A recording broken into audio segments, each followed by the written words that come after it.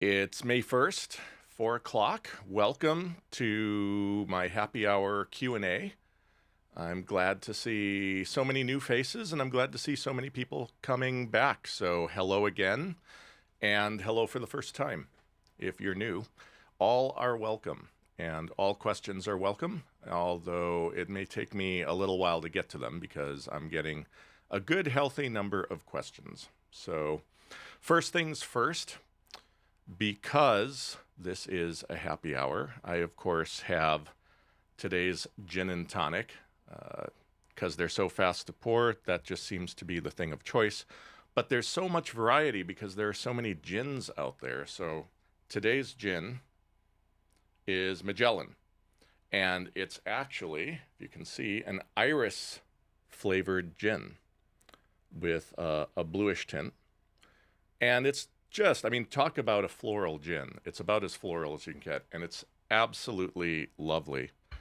And this one I have paired with Fever Trees, just regular tonic water, which is simple and lovely and highlights the gin just beautifully. So cheers to everybody. So I've got a bunch of questions, but before I get started, I do want to first do my duty and thank Blackmagic Design, who is sponsoring this whole series. They're helping me pay my Zoom bills.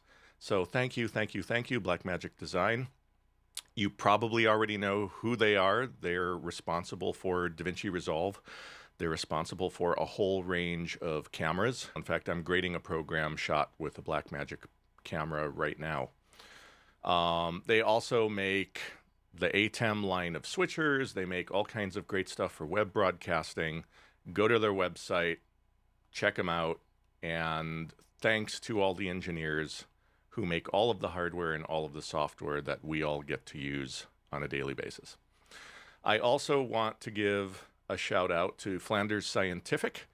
They make color critical displays. I use them myself. And they're not sponsoring this program, but they are doing some special deals for colorists who are finding themselves working at home for the first time.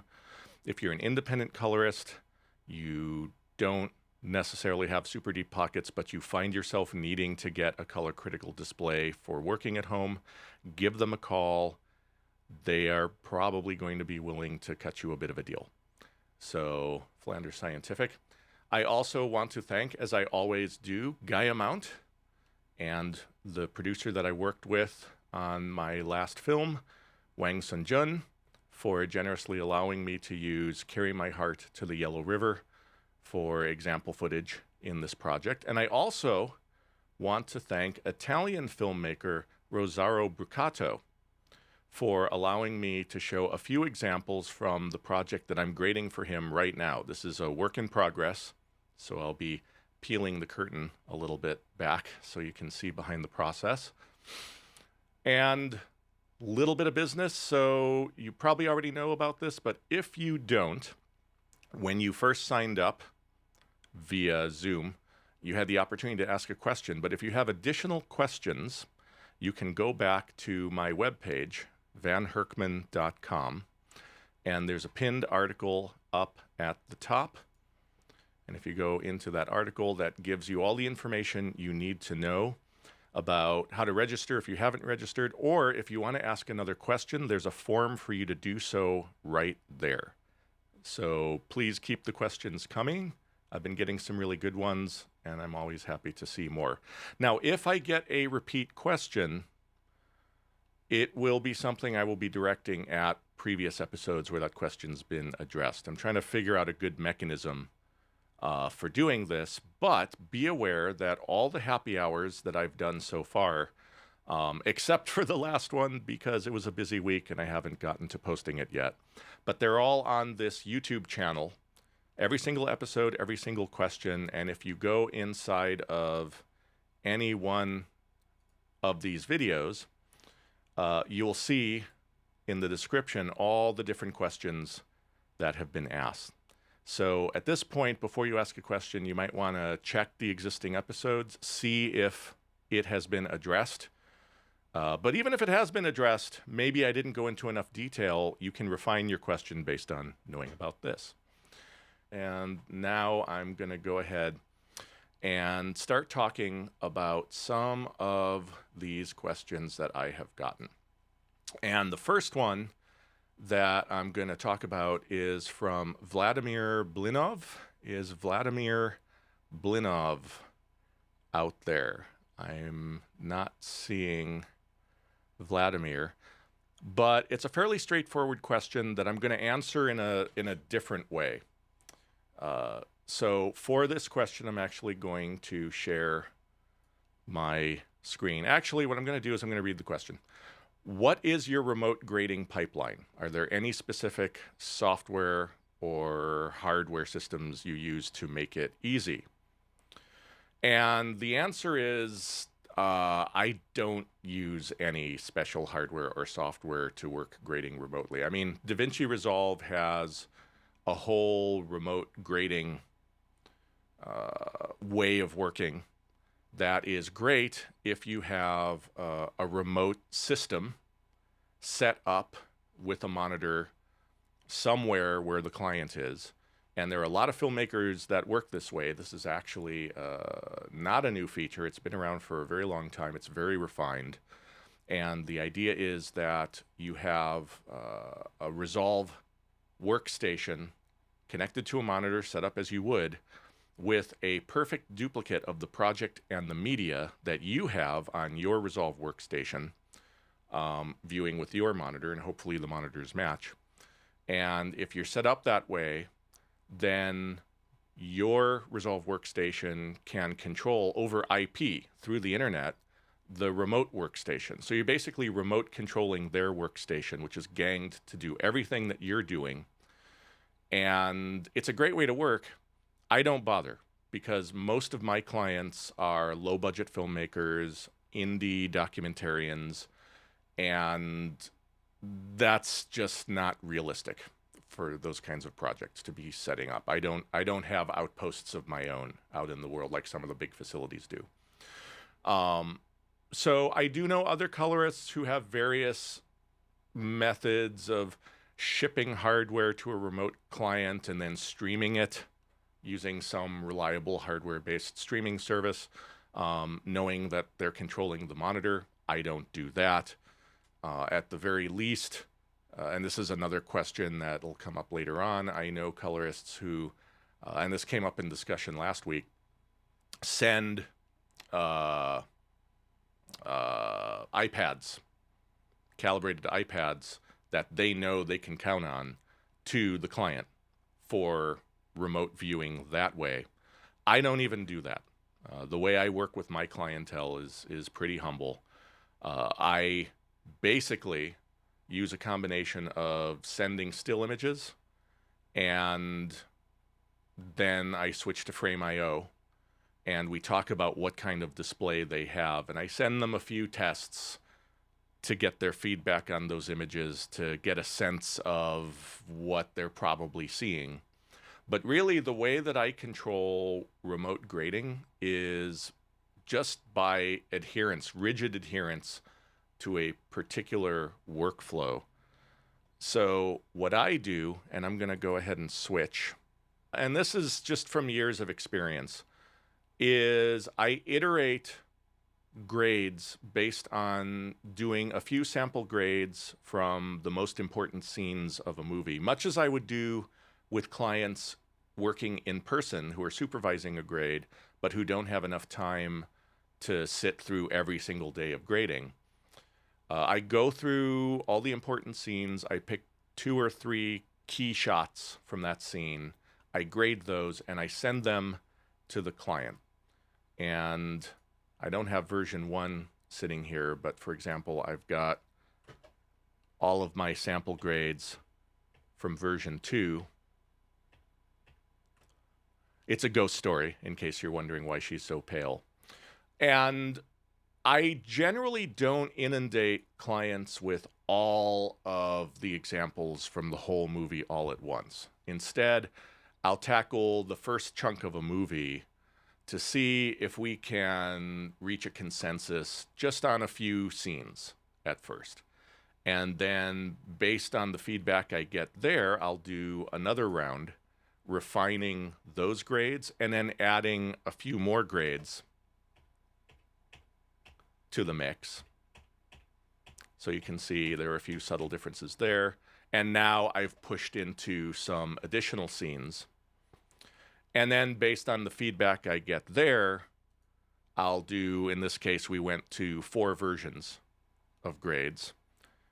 And then I'm pretty much zeroing in on the most contentious material. So in this case, many of the scenes, once I nailed it in version 3, he was completely happy. I could ignore those scenes then and focus on other scenes where a few more revisions were desired, and then sent those out. Mainly it was trying to dial in what the ghost was supposed to look like. And in fact, there were so many options. I wanted to just quickly give him examples of what that particular look was like in motion, because I have run into instances many times where you get approval on the stills, the still images, but then when you go ahead and grade the rest of the scene based on that approval, the client says, oh, wow, in motion, it looks a lot different than it did before. And I know I gave you approval, but now that I'm seeing that grade with the shots moving, now I want some changes, and that's always a huge drag. So what I do now is if there are really contentious shots, I will go ahead and do just a quick movie test. And in this case, I just extracted the key shot of the ghost and created a few different versions based on our conversations, based on things he wanted to explore, and basically just let him see how those grades actually looked. And just for your reference, he went for the first one, which I was hoping would be the case. And so that basically is how I try to manage getting consensus based on what I believe he's seeing. And again, once he starts agreeing to things that I think look good, at that point, I'm fine. I don't need to know for smaller projects like this that he's seeing exactly the same thing I am. I just need to know that he's good with what he's seeing and that I'm good with what I'm seeing. And by the way, I do know that he has a reasonably calibrated display, so that's not a huge concern in this case. And then once I achieve consensus on all of these stills, then I start grading out the whole movie. And at a certain point, I will send an initial screener. It's not going to be the finished movie, but it's going to be kind of the first half of what I've done, just to make sure that we're on the same page before I go on and do the second half. And that screener has record time code burned into it. And that way I can make sure that any notes he gives me are tied to the time code that I'll be referencing in the timeline. And that's it.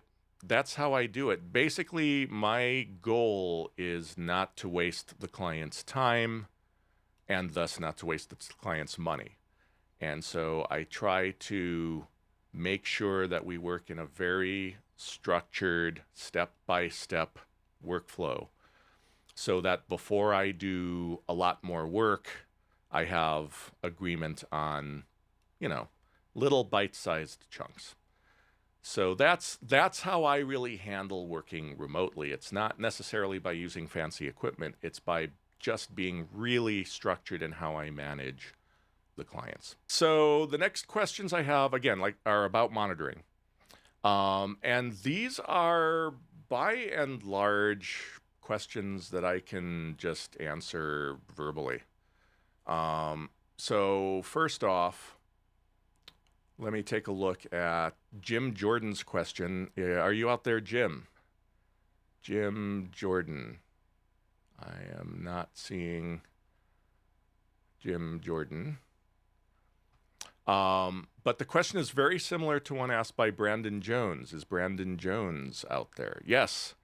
Brandon, raise your hand if you have a microphone. Okay. Where are you? Okay, Brandon, I've turned you on. Hello. Hey, how are you? Hey, I'm good. How are you doing? Not bad. So I got your question, which is, should I always grade in complete darkness, or should I add some room ambiance if I'm finishing my project for the web? And you're saying Gamma 2.2. And the other question I got from Jim Jordan, which is virtually the same question, just a different flavor, is my hero monitor is set at Rec 709 2.4 Gamma. Broadcast, that's what I would recommend.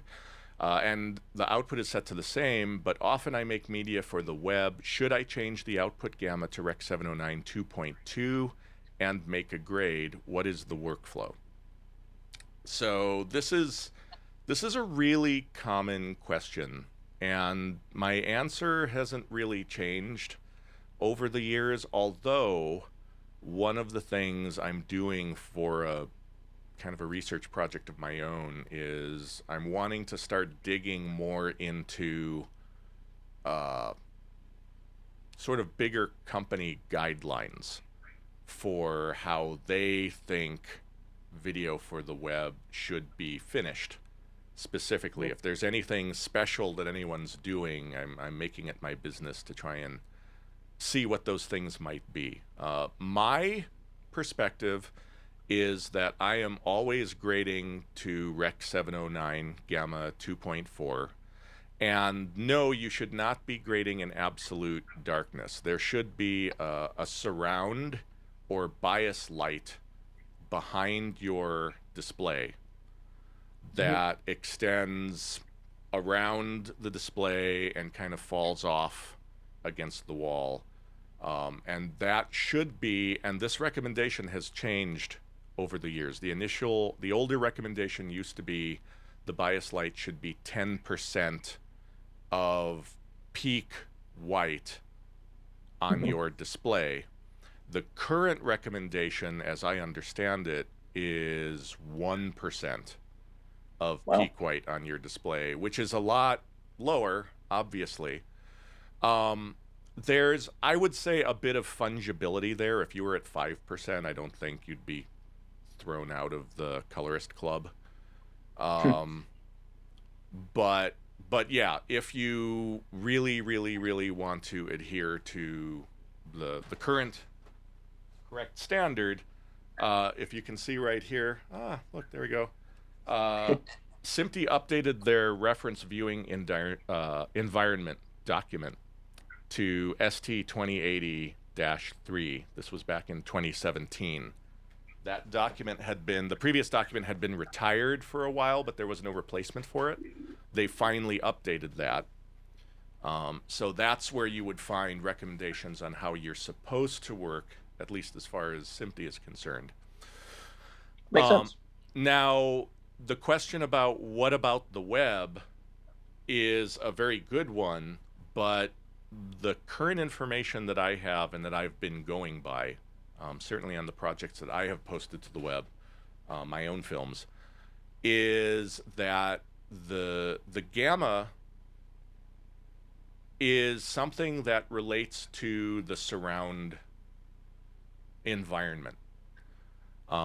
So the idea of having different gammas for different displays is not that you're going to necessarily change the gamma to make the image look right. Rather, different gammas for different displays are meant to take into account what the environmental lighting is in order to attempt to achieve consistency between environments. That's probably incredibly confusing, so let me try to redo that explanation a little bit. The idea is that a display using a gamma of 2.4 with dim environment and a surround of 1% is that image is supposed to look the same as a display using a gamma of 2.2 in a well-lit office environment. That's the general concept. So you mastering your material don't need to worry about changing your gamma, because the point is that a 2.2 gamma on that display in that bright environment is supposed to make that image look the way it looks on your broadcast Rec 709 BT 1887, I think is the standard display. Okay. So that's why there are different gammas. It's not that you're supposed to necessarily set yours to match. It's that they're an attempt to make different environments present the same image. Excellent. So essentially, it's, say I'm grading off of a Flanders, which is, a broadcast monitor itself, which is, correct me if I'm wrong, a 2.4 gamma? Yes. Okay. So I'm essentially just remaining at a 2.4 gamma environment, no matter what I'm delivering to, and the output process will take care of itself. I'm not adjusting my room environment to match like a 2.2 gamma or anything of that nature. Right. I mean, if you did set your Flanders display to 2.2, then you would have to set up your environment to be a brightly lit office environment. Right. In order to get the same experience. So, I mean, this is all fungible. Perception is fungible. It's never it's never going to be perfect. And this is to answer everyone's question out there who has always wondered, well, what do I do about all these monitors or televisions that my audience have that are completely uncalibrated? Like, what do I do about that? What do I do about them? It makes you crazy. And Yes. the truth is you can't do anything about them. There's nothing you can do, right? If your uncle is never going to turn off the sports mode of his TV, and you go over there with your project and you're like, hey, check it out. And you're like, oh my God, it looks awful. Like, that's not a technological problem. Absolutely. That's a sociological problem.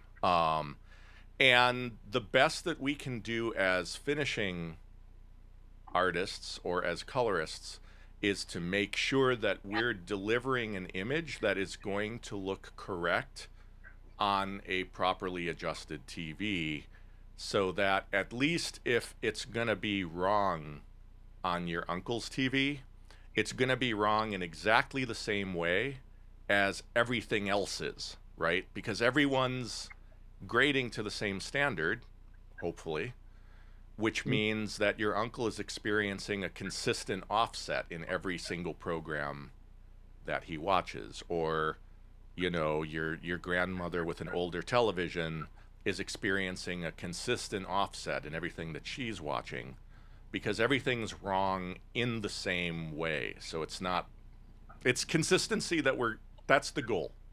Consistency is the goal. And then, what I like to add, and I think I've said this previously in this series, is that the one good thing about where we are technologically with all of these newer televisions, and with televisions that use HDR that are starting to incorporate some built-in color management, is it's never been easier for people who care to set up their televisions to look correct. Back in the old tube days, it was hopeless. You were gonna be wrong unless you hired somebody to come in and do a careful calibration, and even then, a month later, it was gonna be wrong again. With the newer sets, they're a lot more stable. They have calibrated theatrical settings already out of the box that, in the case of the better TVs, those are very good right out of the box. So that's kind of my message of hope, is while on the one hand I'm kind of saying, fuck it, because you can't solve this, so you just need to get okay with it.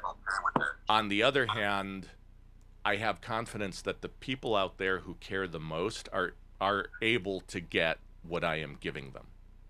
Absolutely. So just to confirm then, I'm not necessarily grading in complete darkness, but like the 1% bias lighting is pretty much the only lighting in the room that needs to be on. Nothing, no ambience behind me or anything like that. The idea is you don't want any light that's going to bounce off something and reflect on the display.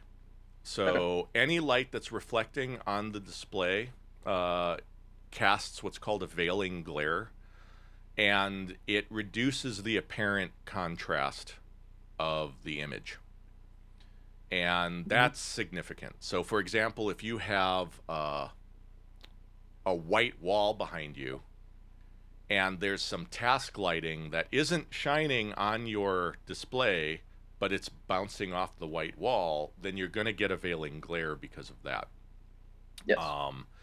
So my recommendation is, and this is in my color correction handbook, which actually that chapter needs an update at some point.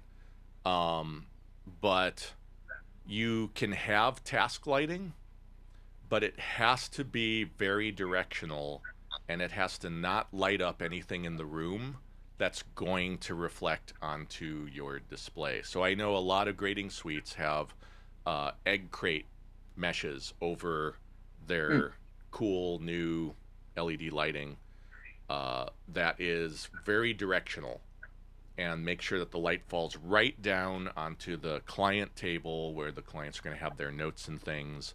That's okay. There's nothing wrong with that. You just want to make sure that any lighting like that you have isn't spilling around. Makes sense. Okay. Thank you very much. Okay. Appreciate that. Sure. My pleasure. Okay, so moving on. Stephen Lee, are you out there? Stephen Lee. Yes. Hello, Stephen. So I think you asked your question a few weeks ago. I'm finally getting to it, like I promised. But you asked, what are the minimum specs that I would accept as a reference monitor? As someone who's starting out and not generating an income as a colorist, I don't feel I should spend too much to start. Is a 10-bit 4K monitor with 14-bit 3D LUT hardware calibration sufficient? And I would say yes, absolutely. My view about getting displays, especially for people who are learning, is pretty permissive. So basically, in my opinion, and this is just me, and I'm going a bit on a limb here, but if you're not charging money to clients to do work that is going to need to pass QC, then do what you want. You know, I get it. You can't go out and drop $7,000 on a monitor if you're just out of film school and you're just trying to learn. I would never tell anybody they have to do that. That's just mean. So, you know, you can do a lot of learning just using your computer's display, especially if you have a recent computer. Those are actually getting better and better with their displays. If you have a new iMac, those displays are actually pretty darn nice. So if you're just learning, or you're working on a short film that isn't going to go anywhere, you know, or you're just working on some projects of your own or something that's going to go on the web, yeah, absolutely. You know, you don't have to get the mega monitor. But where I put my foot down is the minute you start working on something that's serious, where the stakes are high, right? You're working on a narrative or a documentary that's going to go to YouTube, but the color really matters, and that thing might go to film festivals. Even if you're doing it for a friend, that's when you really need to start caring. And to address your question specifically, You're talking about a 10-bit 4K monitor. You're talking about like an LG TV. Is that what you're talking about? The, I'm sorry? can you hear me? Yeah, I can. Cool. All right. The monitor I'm looking at is a I believe it was designed more for photographers, but it has a lot of interesting specs. It's 100% Technicolor certified. It has 100% coverage for Rec 709, P3, Adobe RGB, and I think 99% SIG. Is it an ASO? It's a BenQ. It's a pretty new monitor. It's got really good reviews. Hmm. Well, I can't speak to the BenQ line directly because I have no experience with it. Okay. So I'm just going to trust that the specs you're reading are accurate and that the monitors coming off the line are all that.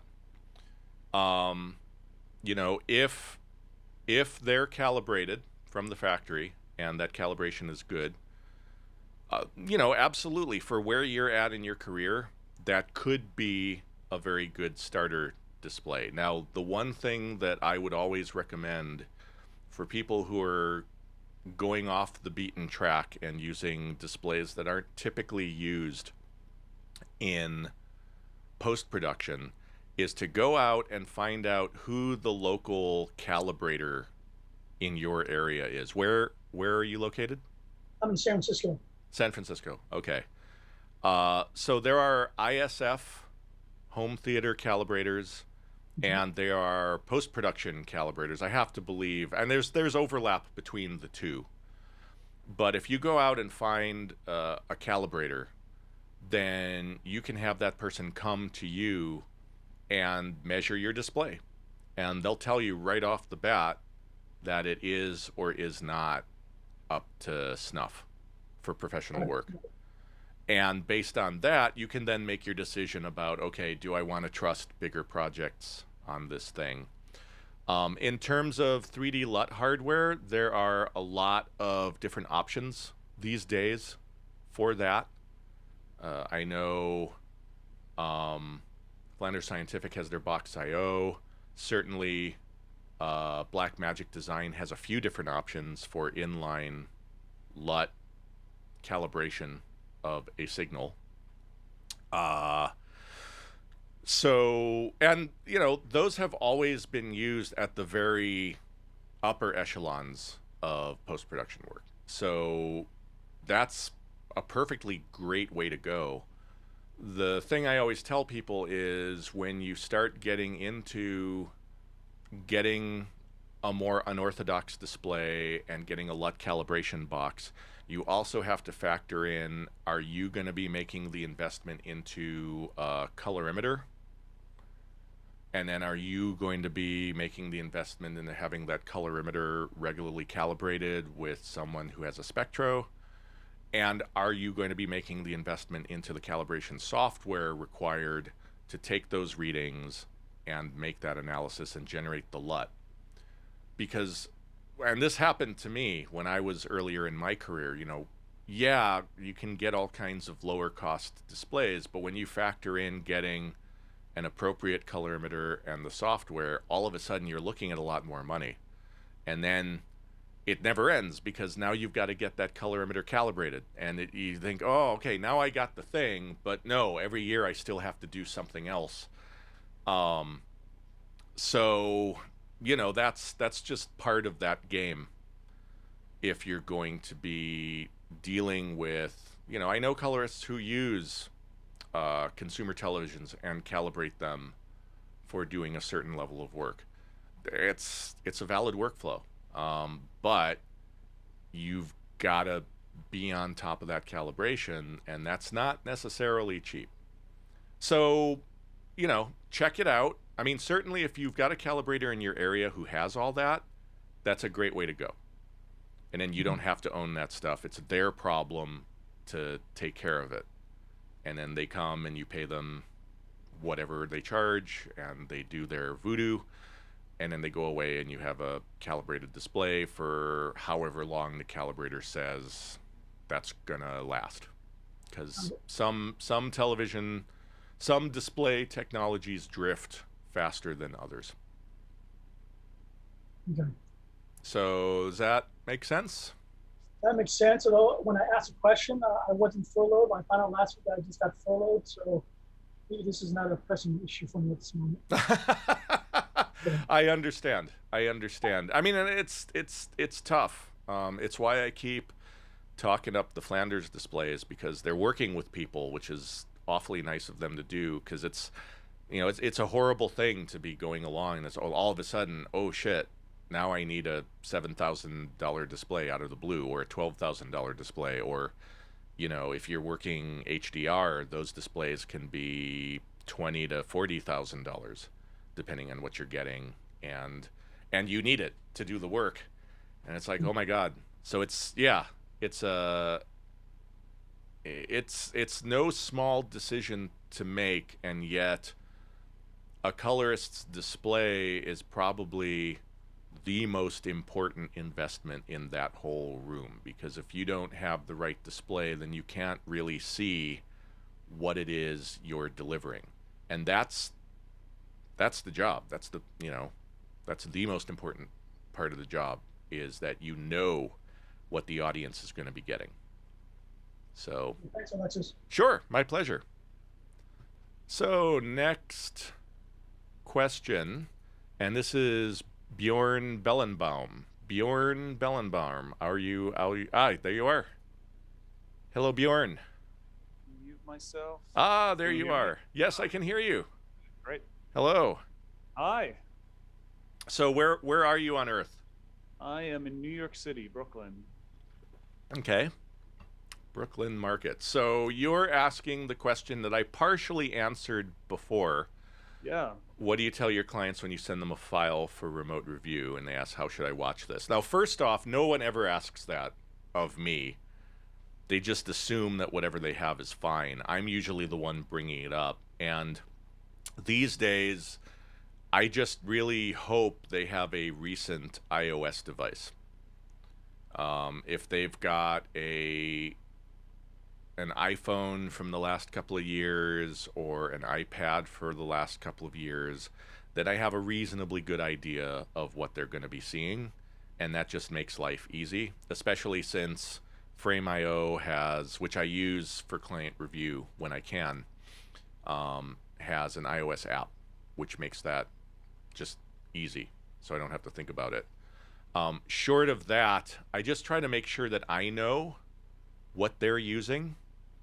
I'm lucky in that one of my biggest clients, who is from my days when I was grading in New York, he's a producer of reality TV in Manhattan, and he has a calibrated display. So I know when I send him stuff, I know he's looking at the right thing, and it's wonderful.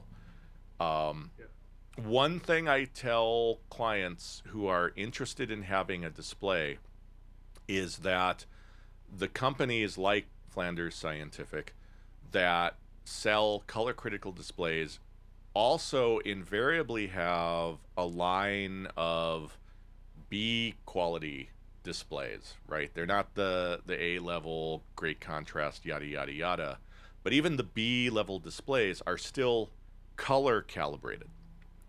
So if I send a grade that has a slight blue cast in the shadows, I can be reasonably sure that even if they're not looking at the same quality of contrast that I am, at least they're seeing the correct color values. Right. And their perception of what I'm sending them is going to be relative to what they're used to seeing on that display, which is hopefully calibrated, and relative to everything else that I'm doing. So once I kind of suss out, like if I know my image is good, this has happened to me before, and the client keeps saying, it's too red, it's too red, it's too red, I have a pretty good idea how their display is wrong.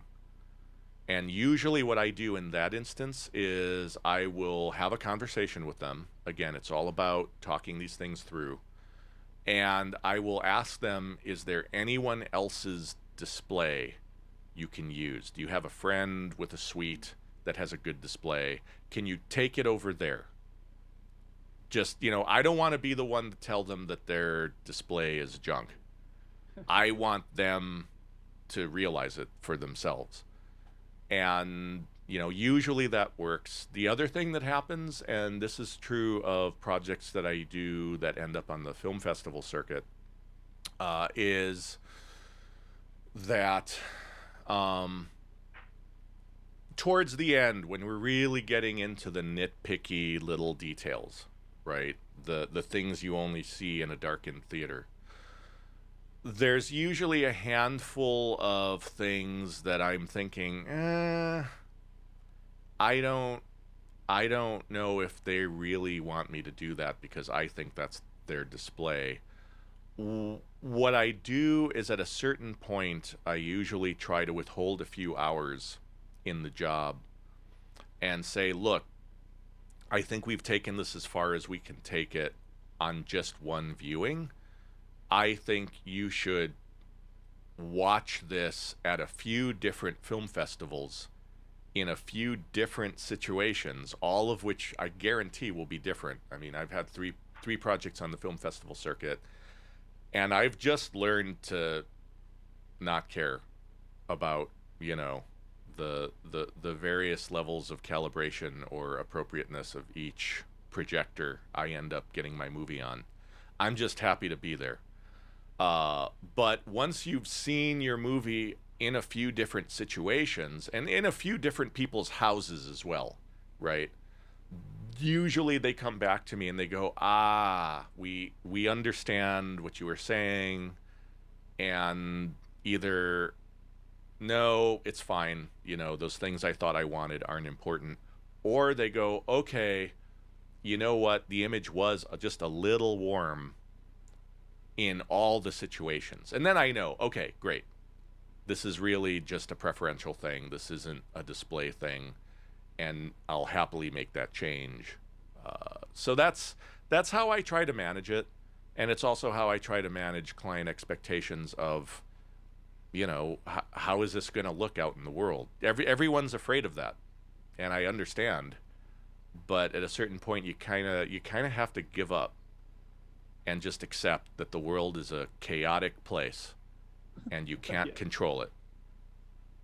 Yeah, this is great. This is all great to hear because it really drives with my approach also. So that's cool. I used to be really more anal about that kind of thing and tell people how to. And I've also learned to become more accepting. And my recommendation, like yours, is iOS products in general. But much like you, also when there's projects for film festivals or independent clients, I just let them live with it for a while. And like you're saying, sort of experience it in different settings. And then if they come back with other opinions, I'm happy to accommodate.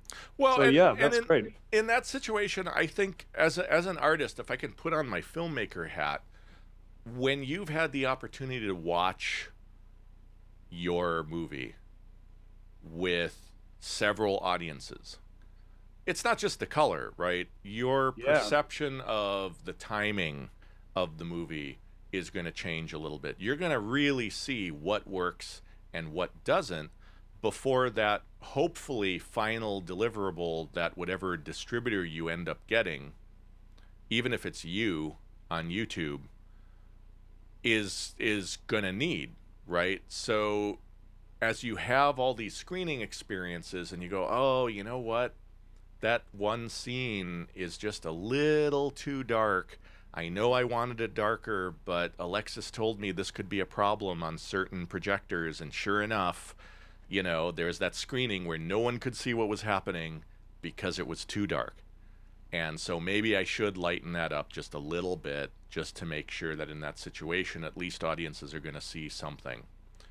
You have to account for a certain amount of variation. And one thing I tell clients is that my goal, especially for film festival projects, is not to give you a perfect image. My goal is to give you an image that will survive the broadest range of fucked up projectors. That's my goal. And sometimes it means we can't go as hardcore as one would like, just because you don't want to be sitting in the audience when everyone's confused, right? Because they can't see anything. So it's tough. It's tough. I mean, my first movie on the festival circuit, I went crazy with windows and sky gradients, and I thought I was being cool. But then I saw it on a couple projectors where the gamma was too high. And I was like, oh my God, you can just see these shapes, these colorful shapes on the image. Oh no. And that really was one of my first lessons, that you can't just do what looks good on your perfect display. You need to account at least a little bit for gamma's too high, gamma's too low, whatever's going to happen. Yeah, I had a similar experience actually with a curtain, an interview in front of a curtain that I thought I had sort of darkened enough to disappear, and then all of a sudden at a certain screening, it reared its ugly head. There it was. I mean, and then the festival circuit's unusual in that there's always a wild card, right? Like once you hit your distributor and once you hit broadcast, then hopefully you don't have to worry about outliers like one festival where the curtain showed because they were using some presentation mode of whatever projector they got, right? But yeah, no, it's I see this conversation go around and around and around online, and people coming into the industry who are new, I get it. You think all problems have been solved, right? We're a mature broadcasting society. Surely we've figured this stuff out. And no, not really. I mean, because as long as people have the freedom to go in their menu of their TV and go, hey, what about that? You're a victim. Yeah. You're at their mercy. So yes, you're not alone. We're all in the same boat. That's just good to hear. I always think, oh, should I be doing more? Should I calibrated screens around? But yeah, it's diminishing returns probably. So I'll just tell one more story because this is interesting, and it made me want to do something, but then I never did because I kind of didn't. So going back to my first movie on the festival circuit, it was a feature, and when I did the audio grade, I gave them a graded master of the video as the spotting video. And when we did the master mix on the mixing stage, they by sheer coincidence had two other monitors connected, and one of them was too bright and one of them was too dark, and then their computer monitor ironically was kind of right. And so while we were mixing, I just couldn't stop checking the too bright and too dark monitors because I'm like, oh my God, this is kind of the perfect QC situation because I can see what's going to happen in both directions of being wrong, and if my grade is surviving it. Now, they weren't incredibly extreme, but I thought, how interesting would that be to have a secret kind of QC room that the client never sees with three monitors, right? The perfect monitor and the bad in one way, consumer monitor, and the bad in another way consumer monitor. I always thought that would be cool, and then I thought, do I really want to know? I don't know. I know. Ignorance might be bliss in a lot of cases. Yeah. So there you go. Thank you so much. I really appreciate it. That was great. Thanks for joining me. Thanks for doing this whole series. It's been really fun. Oh, sure. My pleasure. All right. Moving on. So I thought, because I've been getting at a slower rate a number of kind of edit page / compositing oriented questions, that I would gather those up to kind of get all of them at once. And so I've got 5 questions that will be of interest to finishing artists, I think, that I wanted to get into. And then I've got more grading questions coming after that. So the first question I've got is from Eyal.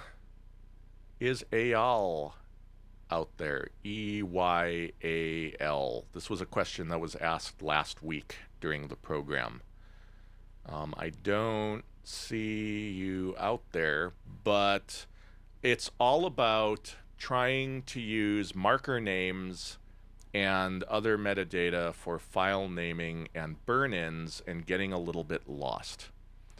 And this is, in my opinion, one of DaVinci Resolve's best and most hidden features, both at the same time. Raise your hand if you use metadata variables in Resolve. I want to see how many people use metadata variables in Resolve. Raise your hand. That's it? Like 3 people? 4 or 5? 5 people. All right, so the rest of you are going to learn something. And even those of you who use metadata variables might learn a little something. And in fact, while I'm doing this, I also wanted to show just a few other things you can do with metadata that I think are a bit underutilized. So I'm going to open up my Yellow River project because it's probably the project I've got that has the most complete set of metadata and used metadata that I have. Because as over the years, I've really gotten into the metadata lifestyle as an editor. So I'm just waiting for this project to load. Come on. You can do it. Oh, there we are. All right.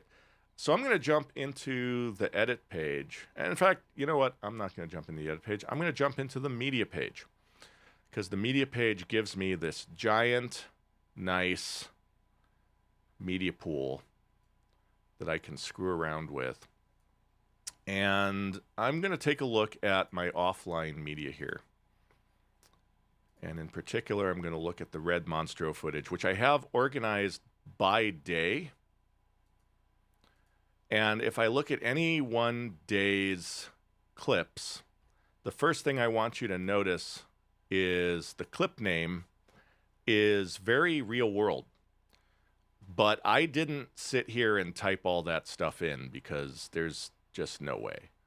But what I did was populated the scene, shot, and take metadata. In fact, I didn't have to populate this because scene, shot, and take came to me from the audio recordings that were made and were merged into each clip when I synced the video and audio together. So I inherited scene, shot, and take without having to do anything other than just check them and maybe make a few changes. The descriptions I added in, and you can see I kind of batch described shots, you know, particular shots. And so with all of this coming to me, what I was able to do is if you go into list view and you click on the clip name twice slowly, you select it. And once you select it, you can see what I did. I have these metadata chiclets here and a little bit of styling because I put underscores in between all of them. And basically the way this works, this is scene, shot, take, description. So I'm going to select all of that and delete it. I just want you to notice by default, clip name is identical to file name. So again, I click that, to select it. And now what I can do is I can override clip name. If I type a %, this is a drag because the pop-up that's coming up is not on this screen. It's a little bug, idiosyncrasy. But what I can do is if I start typing in SC, I've got a pop-up that's showing me all the SC metadata. And if I click on scene, you can see that that gets populated. And then I can mix these variables with characters. So I'll do a shift dash for an underscore. And then again, I'll type %, shot, SH, or SH. And I get all my SHs. And in fact, I want shot. So there's shot, and then underscore %, take. So there's take, underscore %, description. And then when I press enter to accept that, I get this nicely formatted name for the clip. Just so you're aware, if I right click up here in the column header, I can see all the different columns that I can expose in the media pool. There is a column called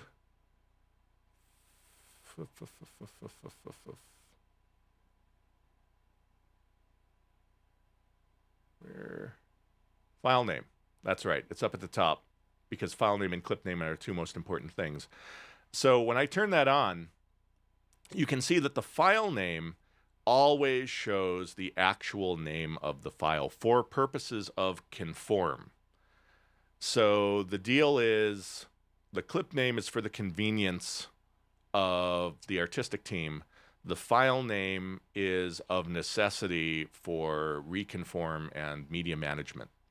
And both are maintained simultaneously by Resolve. Now, if I go into my edit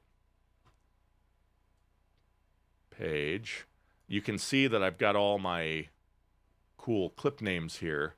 But if I go into view and choose show file names, all those names switch to the actual file names. So depending on what I'm doing, I can either use my nicely formatted metadata-rich clip names, or I can view the original file names if I'm troubleshooting something or dealing with some conform issue or whatever is happening. I can have my cake and eat it too, which I absolutely love. This functionality has evolved over the years, but mainly just to sort of make it more streamlined and easier to do. So here's the drill, is obviously you don't want to be editing this a clip at a time. So once you work out what you want to do, you can select all that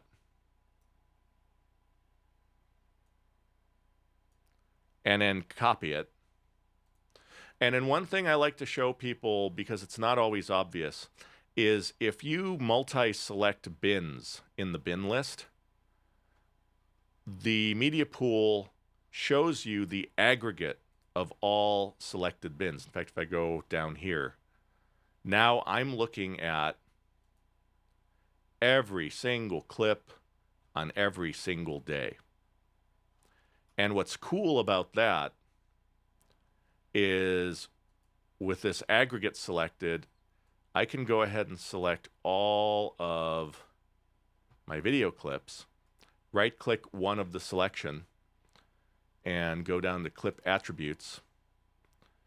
And I can go to name, and guess what? I can rename all those clips with these metadata tags, click OK, and they will all inherit this. So in like 5 steps, I can get really nice, readable, and well organizable clip names based on the metadata that's already been done. So this is huge. I cannot recommend this workflow enough. It is fantastic. And once you've gone through all of this work, then you have a few other advantages, and I'm gonna get into those a little bit. Let me look at another clip here. So with the metadata editor open, I'm gonna hide audio, and I'm gonna switch the metadata editor to shot and scene, which is most of the populated metadata that I do for editorial purposes. One thing that I really need everybody to understand is if you're using and editing metadata in DaVinci Resolve, the metadata editor is the place to do it. You can edit certain metadata fields in the list view, but the list view in Resolve is not necessarily as robust as other list views in other NLEs. And you don't have quite the flexibility of metadata editing in here that you do in other NLEs. However, all of that flexibility is in fact located in the metadata editor. So for example, if I just have any one clip selected, I can go ahead and type in keywords and be done. But if I have multiple clips selected, now I have the option to edit the metadata of all selected clips. And that includes the ability to append additional keywords so I don't overwrite other keywords that have already been added and maybe are inconsistent based on the selection. So everything that can be stored can be edited in the metadata editor. And, you know, this is how Resolve has been designed to work. So if you're wondering why you can't edit a certain kind of metadata in the media pool, open up the metadata editor. That's where you do it, whether it's clip at a time or in batch by making multiple selections. So once you've added your metadata, and I'm keyword heavy in the way that I'm organizing things these days, then things open up for you. When I go over here, you can see that I've got smart bins. Now, if the last time you looked at Resolve's smart bins was, say, 3 years ago, what is available now is night and day better than what was available then. For one thing, you have the ability to organize all the smart bins you may be creating into folders. So I've got this folder. I'm going to call this one Visuals because I want to put all these visual smart bins I've created in there so I can put them away. Now, by default, DaVinci Resolve gives you the option of exposing smart bins using keywords. So every single keyword spawns a smart bin that shows me clips associating with that keyword. Yes, in fact, we were at a store selling yak jerky, and those are all the clips from there. Every yak we found, because I needed those for our various montages. Lebrang Monastery specifically. All of these keywords result in bins that you can access. There's also a people keyword bin if you use the automatic person analysis to find all of the individuals in your footage. Those happen here. I didn't have that feature when I made this project. Scene will spawn scene smart bins automatically without you having to do anything. So you can go into any numbered scene and see all the clips for that scene. So that's one thing you can do. The other thing you can do is make your own smart bins. So for example, I don't necessarily like working in scenes, although it's certainly great to be able to go, you know what, what's in scene 3? Where are all the clips in scene 8? I just want to jump there. But the way I tend to think about narrative, I think of the story in terms of parts, and parts encompass multiple scenes. So part one is simply the riding the bus scene. Part three encompasses both this flashback and the location of Jingyi's room. And so by creating my own parts, and if I edit the smart bin, oh, that's odd. Hello. Why can't I see those rules? Edit. There we go. So you can see that all I did for these parts was just create smart bins encompassing scene 4 and 5. You know, it took a little bit of work to do looking at the script, but at that point I've got these great chunks of narrative that make more sense to me and that I was organizing for the editor that I worked with. And then, of course, there's all kinds of other stuff you can do. I manually used keywords to identify shots with all the characters, so I've got those.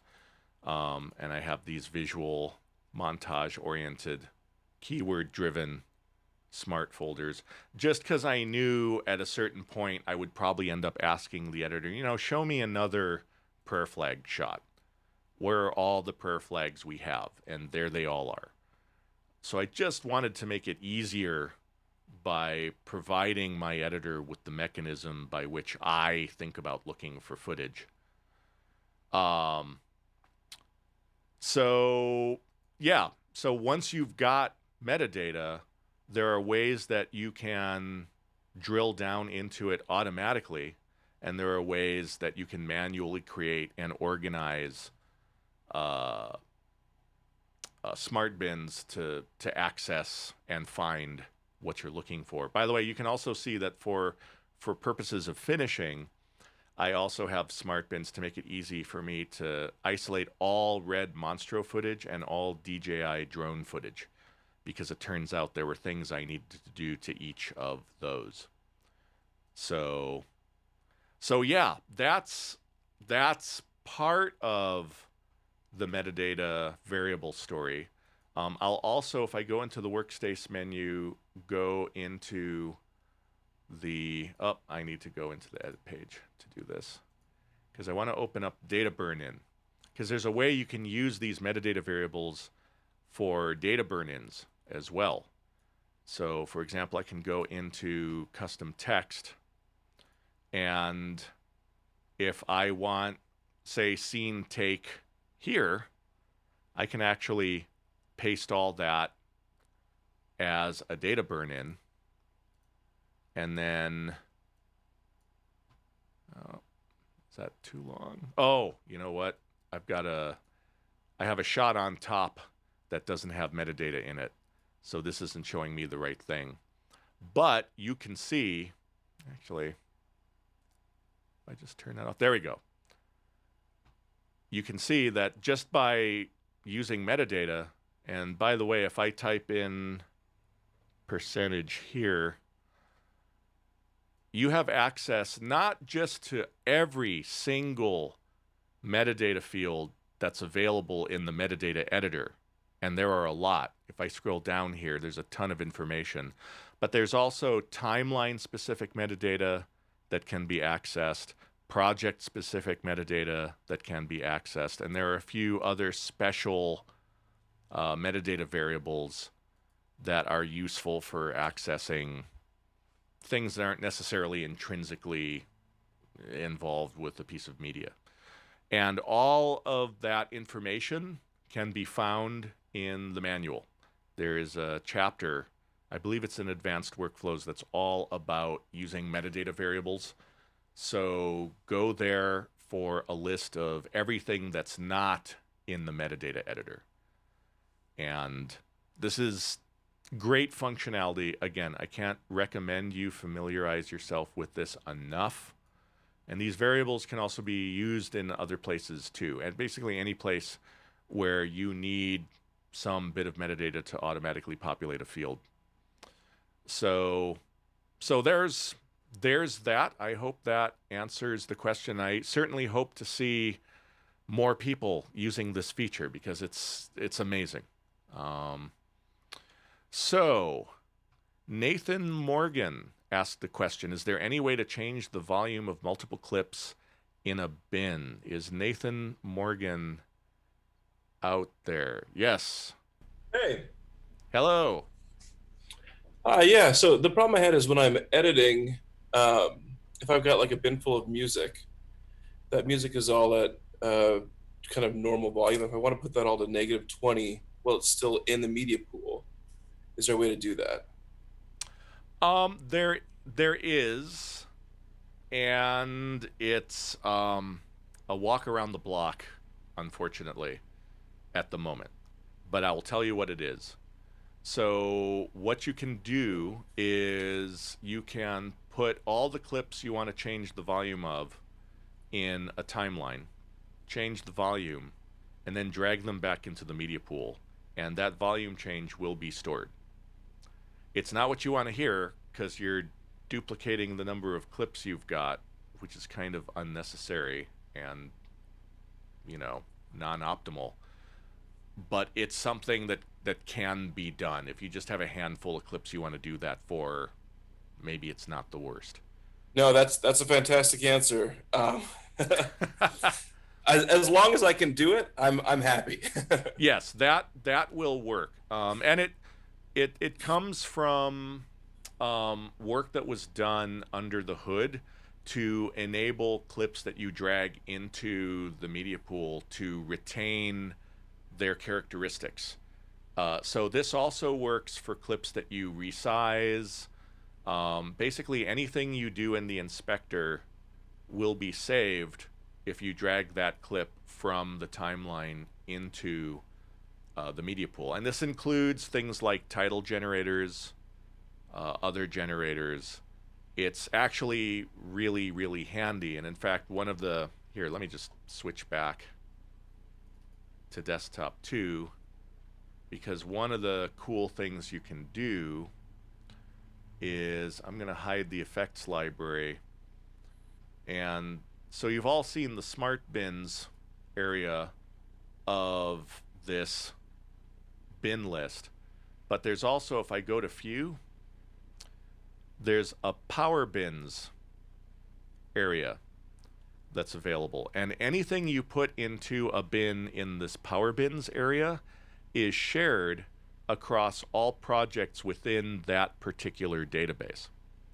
So if you're working on, say, 10 episodes of a program and they all use a similar batch of title templates that you've set up, and they all share a particular library of sound effects or stock footage for effects or whatever, you can put all of that material in here. On disk, it's stored wherever it is. So just because you put something in a power bin doesn't mean it's going to get moved anywhere special on your file system. It simply makes the link to that media available to all of your projects without having to put those links inside of each project. Does that make sense? Yeah. While you're on the topic of power bins, I actually had a question about that. Yeah. With our testing, we haven't been able to use power bins with AAF releaking. Like, it doesn't seem like you can link to anything in a power bin. Is there no any way to do that? Not that I'm aware of. Again, I believe when you put something in a power bin into your timeline or into the media pool, it's added to your project at that point, and that's interesting. That's not something I'd ever thought of. Well, for us, it would be awesome because let's say you've got a series that's 14 episodes. You can put your graphics that reoccur over and over again in the series in that power bin without having to bring them into each project individually. Right. But we haven't been able to get that to function properly yet. Yeah, that's not that wasn't part of the design thinking. Gotcha. Originally. It was intended as like the sound effects library. It's something you can draw from, but it's not going to add a bunch of links to your project that need to be managed. And the way Resolve's reconform operations work, you're either looking specifically at a bin in your project or you're looking at the file system. Power bins is kind of a third category. But that's interesting. I'll have to that this will result in a conversation. Excellent. Well, I mean, there's many ways to do it without that. It's just one of those things where when I Right. first saw those being demonstrated, I was like, oh, this is the perfect use case for this. Right. I mean, what I imagine the concern was the putting a lot of stuff in a project can increase footprints and slow things down. And so if you've got a ton of stuff in your power bins because you're using it as a library, you don't necessarily want every project to constantly have to reference all that stuff. Right. But I could imagine a world where an option exists. That's, you know what? That's, I won't hold my breath. no, don't hold your breath. I always get excited about things that I could turn into feature requests, and then the team's just like, Alexis, you know, you already have 300. When you expect us to do this? It's like, okay, I get it, I know. So, but no, that's actually interesting to hear. Thanks for bringing that up. I'm glad we talked. Awesome. So, okay, so try that out. Let me know that it works. I haven't tried it in a while. It should work. And anything else? No, that'll be it. Thank you so much. All right, cool. Thank you for joining. So the next question I have is from John Betancourt. Are you out there, John? Okay. I'm not seeing John Betancourt, but this is an interesting one because it involves green screening. And I thought, well, this is a good thing to bring up because it actually does touch color, and it touches Resolve's capabilities for finishing right inside of the app in a way that's pretty quick to demo. So I'm gonna jump into that. And actually, raise your hand if you're out there and you have done green screening in Resolve. Raise your hand if you've been using Resolve to do green screening in projects that you have. Cool. That's cool to see. Well, for those of you who haven't, perhaps I will sell you. And for those of you who have, maybe you learned something new. We'll see. But I'm going to jump back into my other project.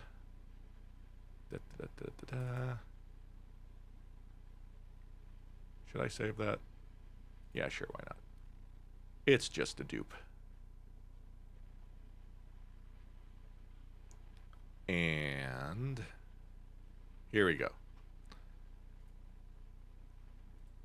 Actually, I'm going to go back into the color page. And by the way, some of you may not have noticed there's a pop-up menu at the top of the viewer, the timeline viewer specifically, that gives you access to all of the timelines in your project. If you've never used it, there it is. So I am looking for green screen. All right, so I've got this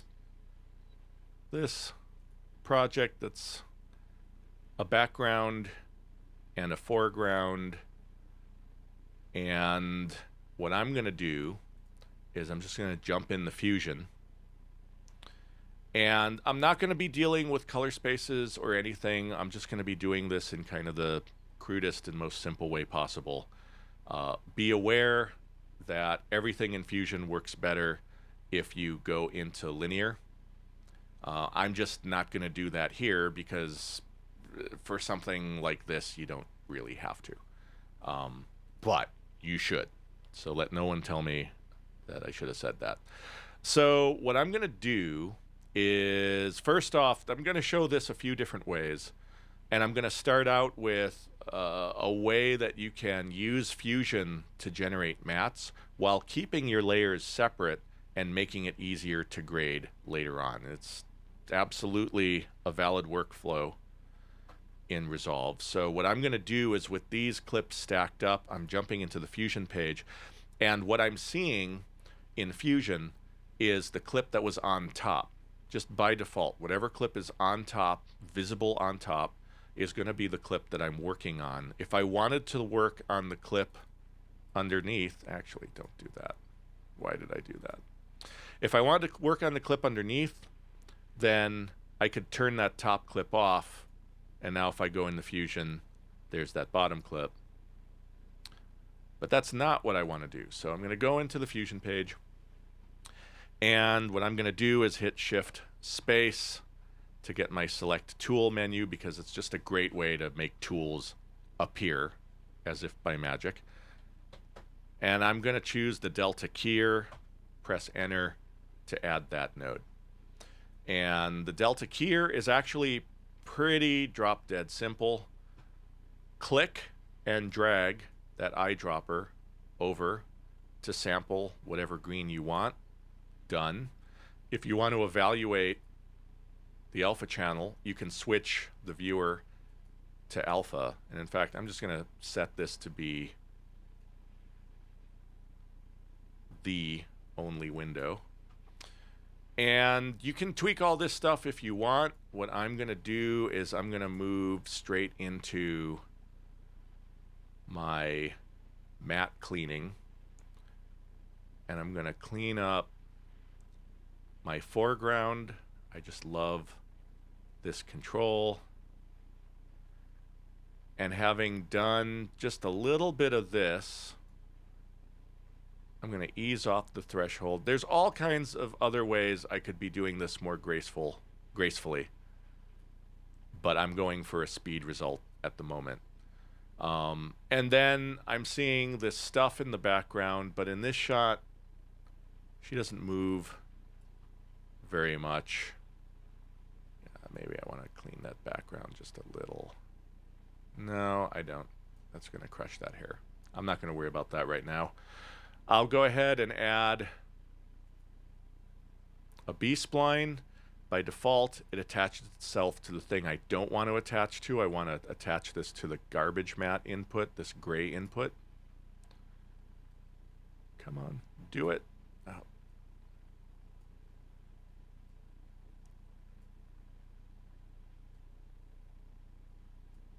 There we go. So now I'm attached to the garbage matte input, and what I can do is just start clicking to add.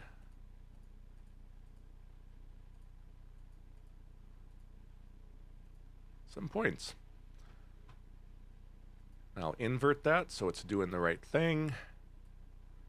And I'll ease off on this because I don't want to clip that hair. Soften the edge a little bit, and there we go. Good enough for government work. So with this done, what I'm doing is I'm basically generating an alpha matte that's automatically, by the Delta keyer, fed in to media out. Now the Delta keyer can do all kinds of other stuff. I can do a holdout matte for the inside core of this. I can fuss with the edges a lot more. There are all kinds of other things I can do to do a truly professional job. But for now, know that the Delta keyer, I've done testing, and I would stack the Delta keyer up favorably against any other keying technology out there. Once you learn how to use it, it really gives you a lot of joy. But now that I've done this, I can go ahead and switch back to the color view, and you can see transparency. And if I go back to the edit page, now I've got a nice composite. And these two shots are separate. So at this point, if I jump to the color page, I can see that these two clips can be separately graded. So if I want to maybe brighten that environment up a little bit, I can. And if I want to go to her and cool her off so she matches that blue lighting better, done. And it's all very clean. I mean, if I slam my color adjustment, you can see I'm not doing anything to the background. So if you've got really simple comps, this is one way that you can work inside of Resolve. If you have something more complicated, then there's another way you can go. So if I open up the effects library, there's an effects category in here that lets me create fusion compositions, and that's what this is. If you drag this here, you're creating a blank fusion composition. And you're doing this because you're going to want to put stuff inside of it and work on it instead of editing it on the timeline here. So if I go to the fusion page, I can now open up the media pool. And if I go into my color correction lookbook, here are those clips. Where is that background clip?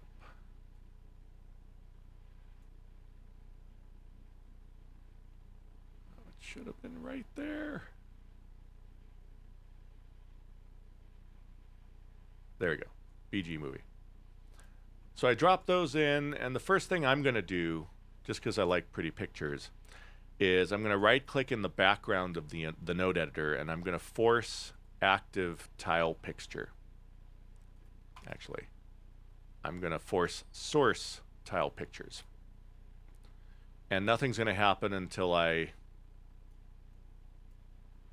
well, connect these, for one thing, to a merge node, get those to the media out node, and there I am.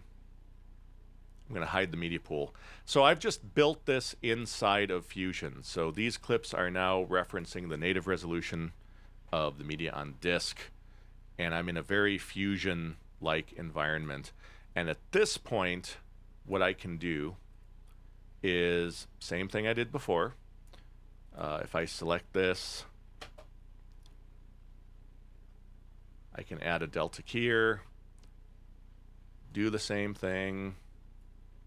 I'm just going to leave it at that for now. And at this point, the composite is being turned into a single image. And if I go into the color page, if I go ahead and move offset around, you can see that I'm grading the whole thing by itself. So if this is what you're doing because you have a much more complex compositing situation and you're wanting to accomplish all of it inside of the Fusion page, there are two ways that you can deal with the color here.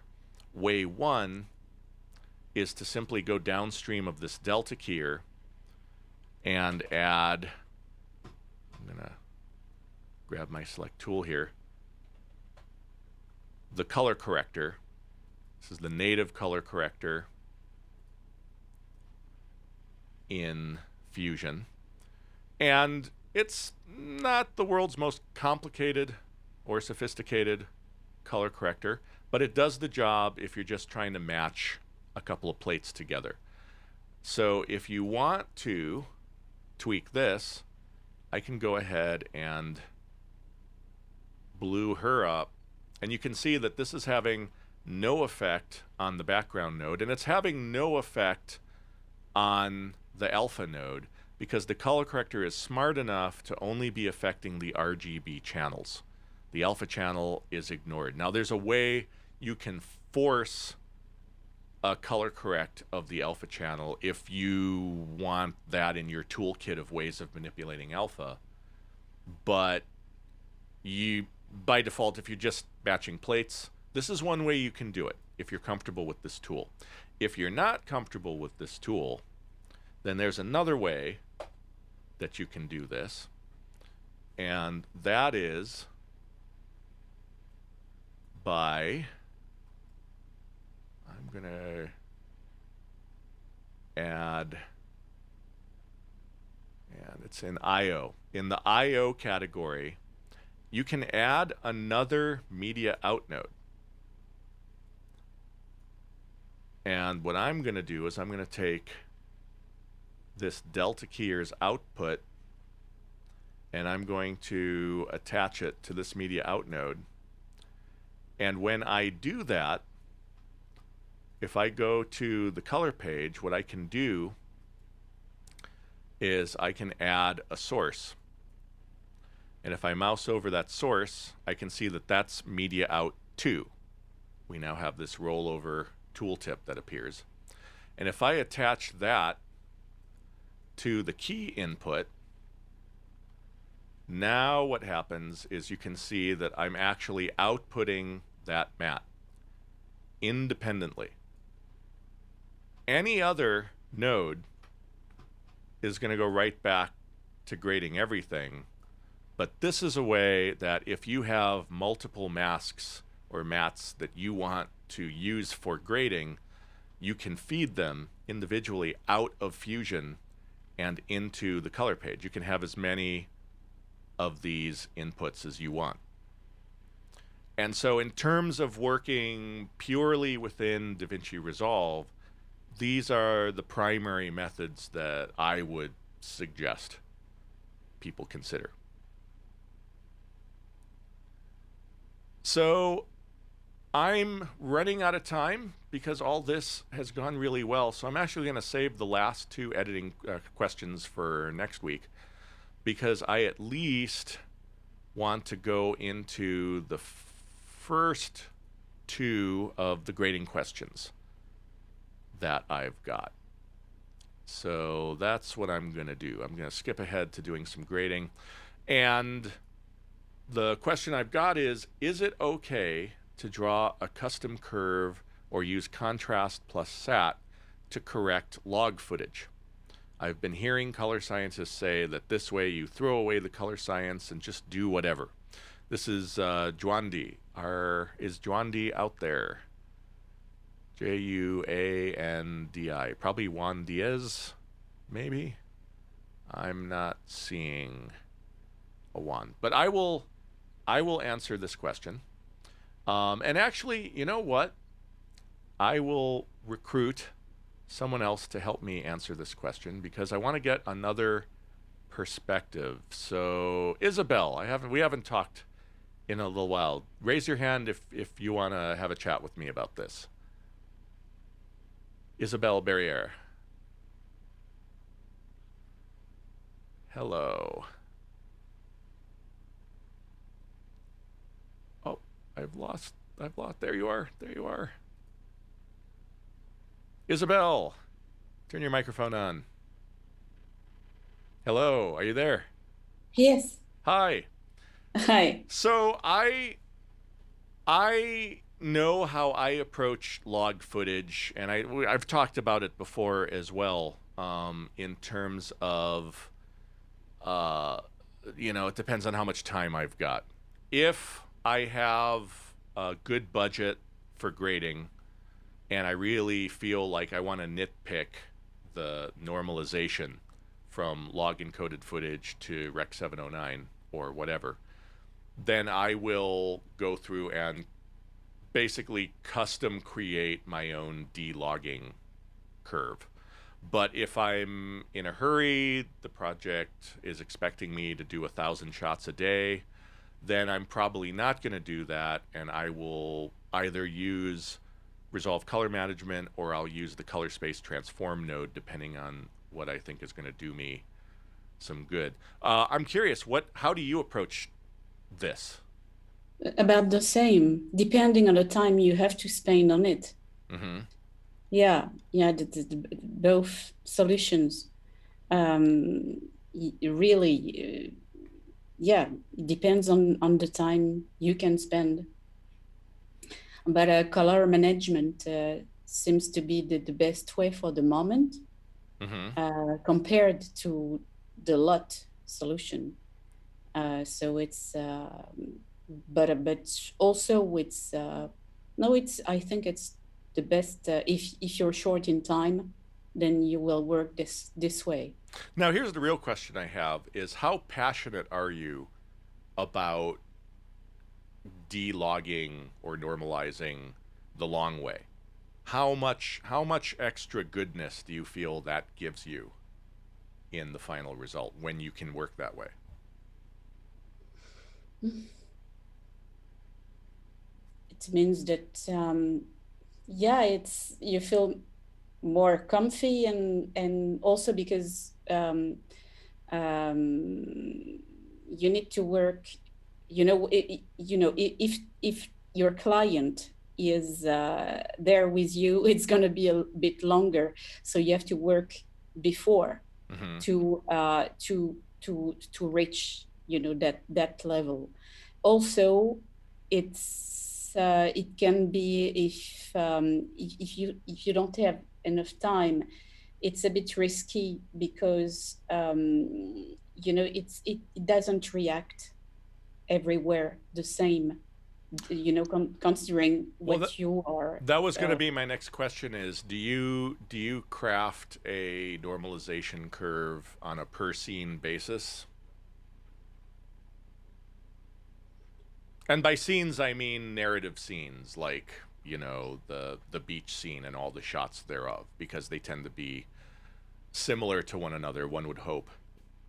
Each scene, yeah, I mean it's yeah, because yeah, I guess it's the best solution, but you adapt from one to another, you don't start from scratch. Yes. Mm. Yes. Oh, okay. So I feel better about myself. Because So I'm what about I me? am I'm always thieving a grade that I've just done to see if I can, turn it into the next grade rather than starting from absolute scratch. Oh yes, yes, for Um, sure. I mean, we don't have eternity to do right, things. right. The one time I find I run into trouble with that is when I'm switching to a completely different kind of camera. Yes, And then it's like, oh God, this is, yeah, of I need course. And, to, and the problem is that now, in every workflow, we have so many different cameras, so many different cameras. yeah. So it's and the way to yeah, that's a big matter Hmm. for sure. Cool. Okay. Well, good. Now I don't feel so alone in advocating this situation. I mean, I'm gonna demo in a little bit, but my general feeling. Now, the other thing that he brings up, and I've talked to other colorists about this, is using a custom curve versus using contrast pivot. And by default, contrast pivot. I'm gonna actually switch over.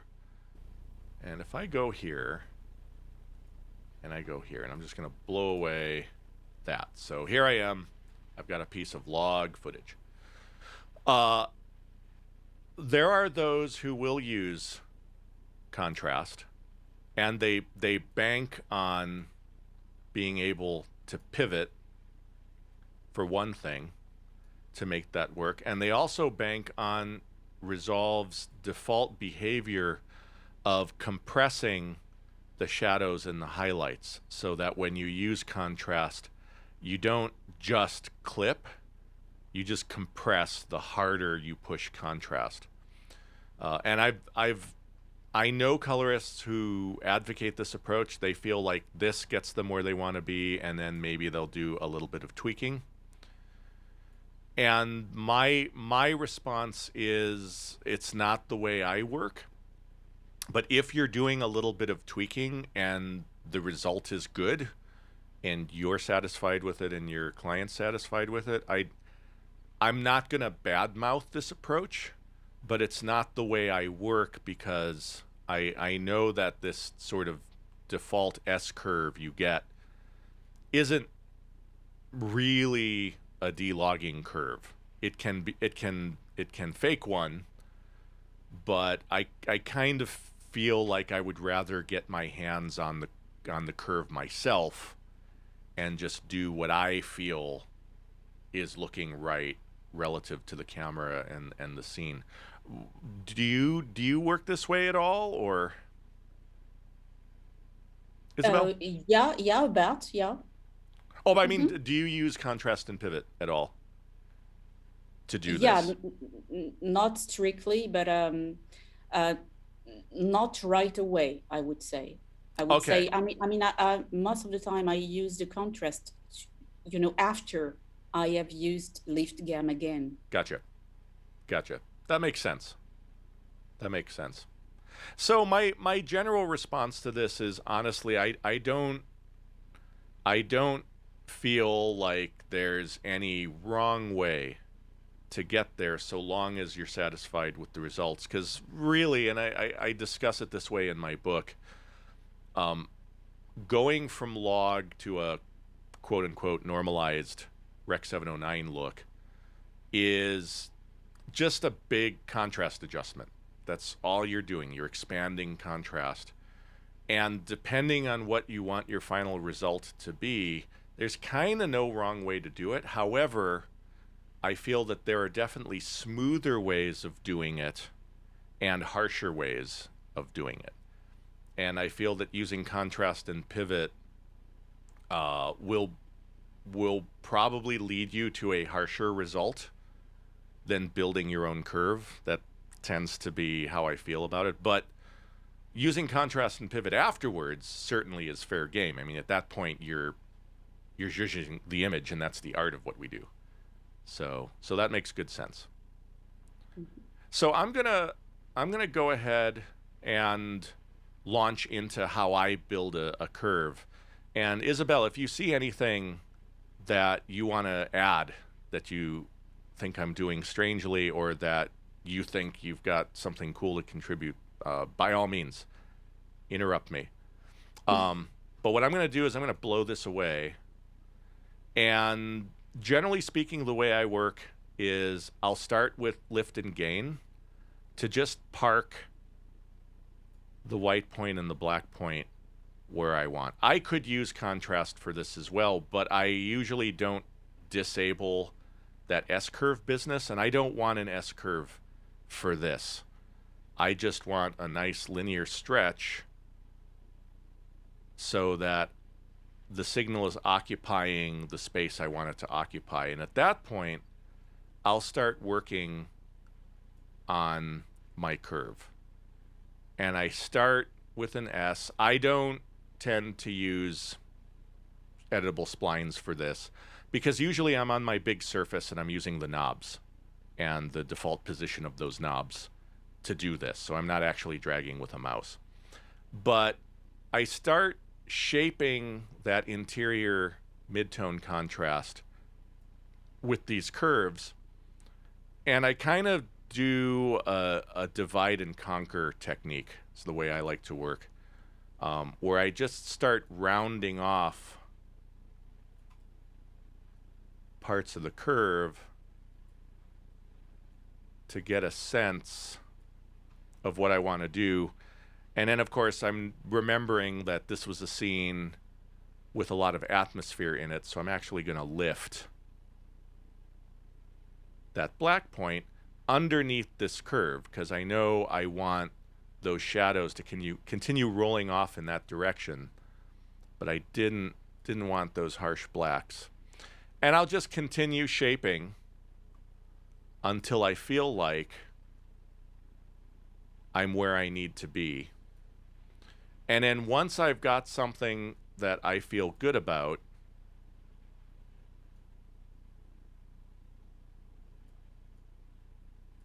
then I'll move on to the next node and attack the color and do whatever else I'm going to do. And then, once I've started fussing with the color, I may go back and deal with my contrast underneath everything else that I've done. But in general, without going too far down the rabbit hole, this is my manual approach to delogging. The one thing I try to point out to people is, if you use curves in this way, the thing you really want to watch out for is inadvertently creating parts of the image that are too contoured, which you'll get if any part of the curve is bent up or down too closely to another point. Sometimes you'll do this to try and push some light into part of the image, but if you do it at the wrong values, you can end up with shadows on the faces that feel flat and funny. And so that's the one thing I always caution people who are new to grading, who start getting into curves, is really pay attention to these shadow fall-offs as you're making these kinds of adjustments, and be very sensitive to if you're flattening out the image in an unflattering way.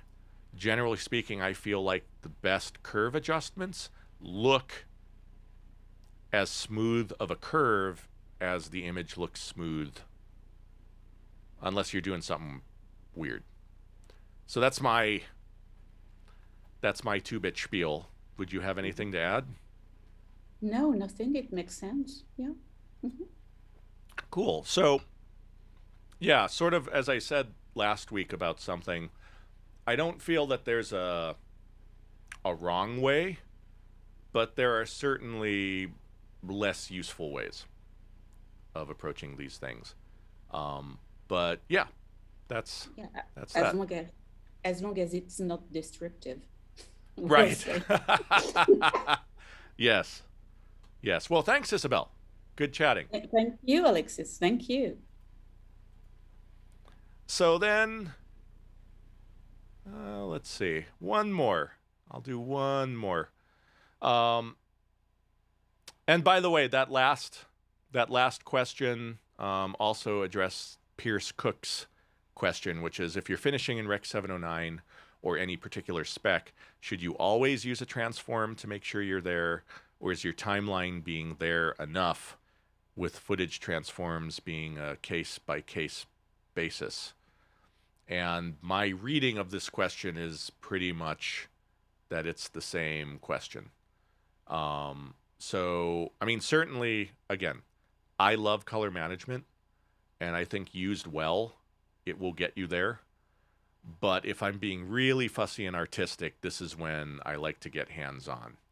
And, you know, what you get out of it is playing more with the detail out the windows and making sure that your midtones inform that before you have to start getting into things like secondaries and all of that. Like I always try to make sure that the base primary grade is as good as I can make it. And then when I'm setting up nodes like this, I always label them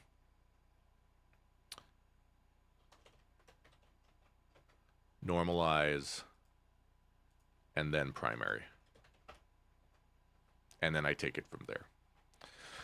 So the last question I want to talk about, and this involves curves as well, is from Ben Atar. Ben, are you there? Ben Atar. I do not see you. But it's a good question, and I'll do it so he can check it out later on. And he asks, how can I create a film emulation LUT from scratch? And I love this question because it's a little bit of research I did for the last version of my color correction lookbook. And I was really curious about exploring in detail, like when you add a film LUT, you know, what are different film LUTs actually doing to the image? And is it something that I could just do myself? I tend to really like to get my hands on the grade. And instead of using a preset, I like to try and see, is this something I can control myself? Is it something I can build myself? Because if I can build it myself, then I always feel like I can customize it more specifically to the situations that I have in the scenes I'm working on. So I took a look at a whole bunch of different LUTs, and the first thing I'll do is show you how I get a look at what a LUT is actually doing. And the second thing I'll show is how I taught myself to reverse engineer those things. And then the third thing I'll show you is how I threw all that out the window and basically used the idea of it to help me grade a little more creatively. And I'll show that actual look that I'm using in a project I'm grading right now. So what I've got here is a clip that I've graded. And I'm going to turn off the LUT that I've applied. So this is Actually, exactly what I did before, although this time for the normalization, I used the color space transform operation for speed.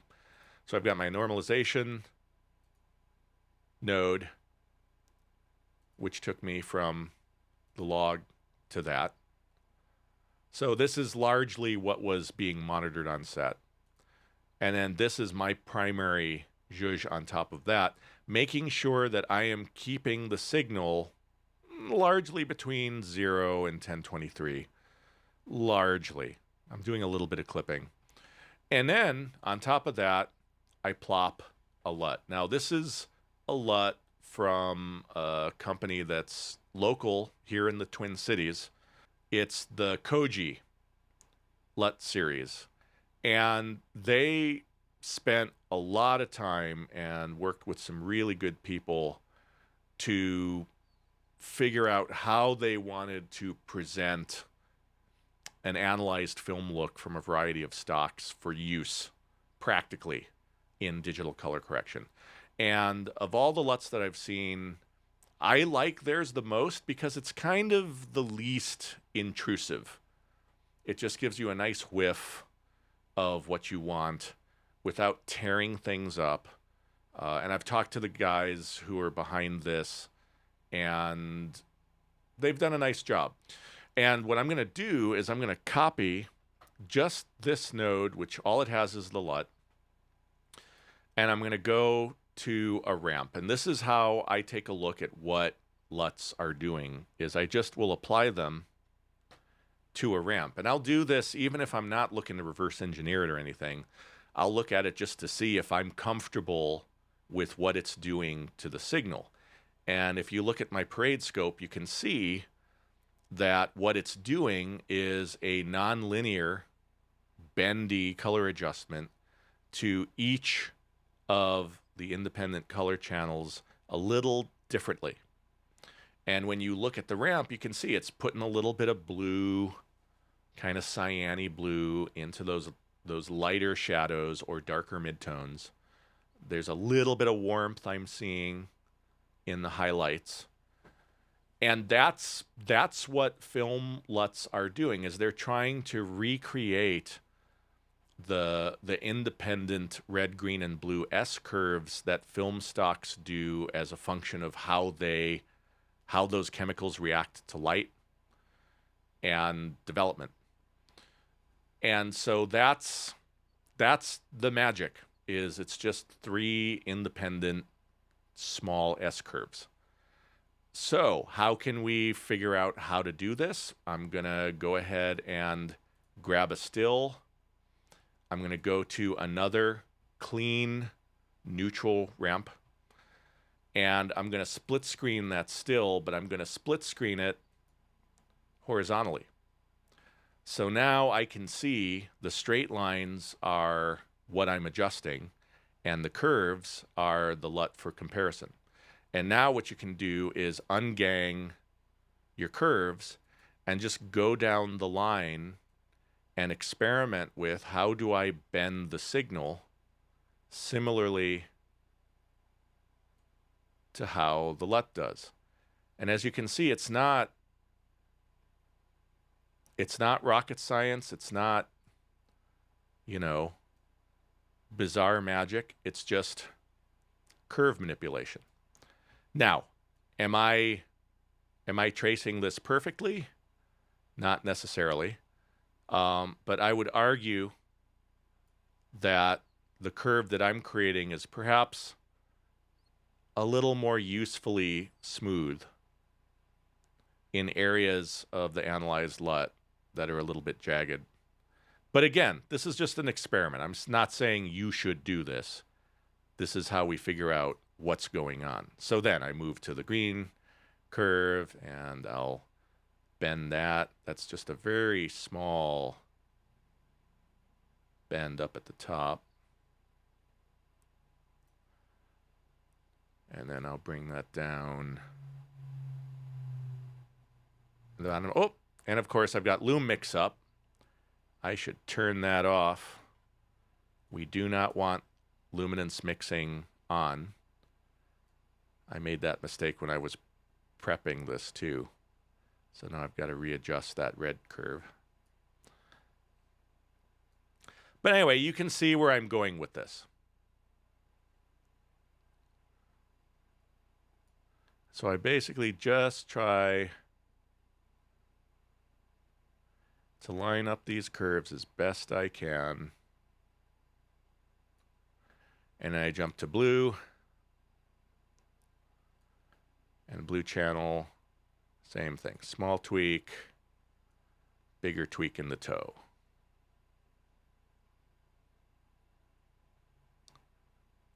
A real color scientist could give you a lot more insight into why these things are the way they are. I'm just interested in the result. And so here, and if I was really fussing with this, right, I would keep tweaking this until you couldn't see the seam anymore. But you can see in terms of rough strokes, I've now created my own adjustment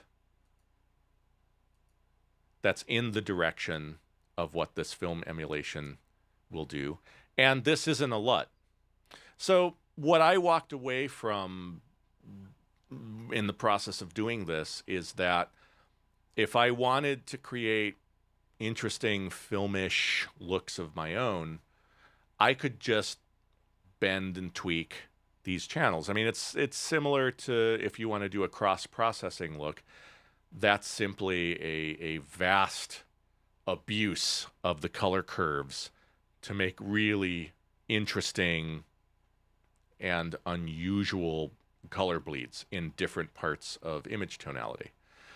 So my takeaway was, if I want to spice things up a little bit with a shot where I'm looking for an unusual color balance from highlight to shadow, to play with adding very subtle channel independent S curves where I'm adding a little bit of color somewhere interesting in the highlights and a little bit of color somewhere interesting in the shadow.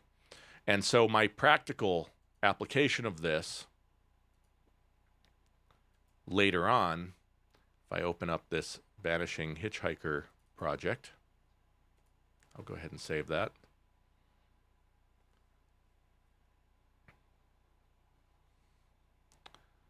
Is if I go to, say, this car shot. I'll hide the gallery. And I'll hide the timeline, I'll hide the clips and the open effects. So this is my grade for what's going on here. And what I've got is some noise reduction I'm starting out with to kind of calm this scene down a little bit. I've got my primary grade that I'm doing. I've got some subduing of that car bonnet that I'm doing. And then I have this, what I call the cross look. And it's might be hard to see because it's really subtle, but as you can see, the cross look that I'm creating is specific to this scene, and it's kind of in the direction of this film curvy sort of nonsense. It's actually an inverted S curve in this case, where I'm throwing a wee bit of yellow non-linearly into the highlights, and I'm doing this kind of cyanishness in the shadow a little bit. One thing I will point out that helps me control this, because I don't want to bend this so much that the signal's going to look horrible, is if you hold the shift key down when you click on a curve, you can add a point to that curve without moving the curve. And the other thing you can do is if I add a point and drag it and then hold the Option key down, you can snap the point to that neutral diagonal that is zero adjustment. And so by doing that, and you can see that I have a few points on this curve that lay right on the diagonal, that gives you the power to basically say, okay, I don't want any of this color bending to happen at those values. So I typically want to leave the midtones where the skin tone is alone, typically, depending on what I'm doing. And then I always like to have a little bit of pure white and a little bit of pure black. And so down in the shadows, you can see I'm snapping those curves to the diagonal neutral to make sure that my blacks are still black and not getting contaminated by this. So again, I just made this up based on my purposes for this grade. This is not any kind of intent to create a specific home stock. This is just me having fun. Happily, the client was into it, and so we had fun together. And that's my way of answering the question. I think it's a great question, and I think it's a great way of looking at this kind of grading, and doing what a film LUT will do, but doing it yourself and exercising more direct control over your result. And the more you play with it, the more you can find how you want to use it and how you don't want to use it. And certainly it's not always appropriate. For instance, I've got this node here to cut out the man's face from that operation because it wasn't doing his face any favors necessarily. But yeah, so that's my approach. That's what I do. So hopefully some of that is useful. Well, it's the end of another happy hour. Thanks for joining me. It's been a lot of fun. And again, if you've got any more questions, go ahead and get back to vanhurkman.com. Ask them there. And if you want to see any episodes of this happy hour series that you've missed, go to the YouTube channel that I have at the top of this video. And thanks a lot for coming. I really appreciate it.